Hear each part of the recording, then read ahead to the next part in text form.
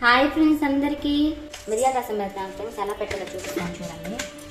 First అయితే బాండి పెట్టాను, ఆయిల్ వేసాను, తాళం గింజలు కొంచెం, ఇలా కావాల్సింది టమాటా, పచ్చిమిర్చి, ఉల్లిపాయ తీసేస్తున్నాను.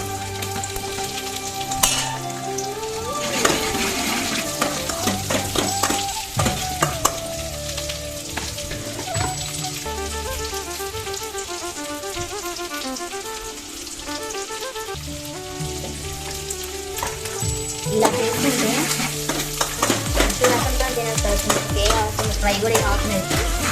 ట్రై చేయండి, చాలా బాగుంది.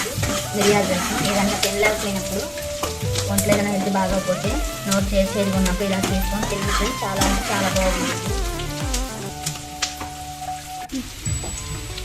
ఉల్లిపాయ తెగిపోయింది ఫ్రెండ్స్.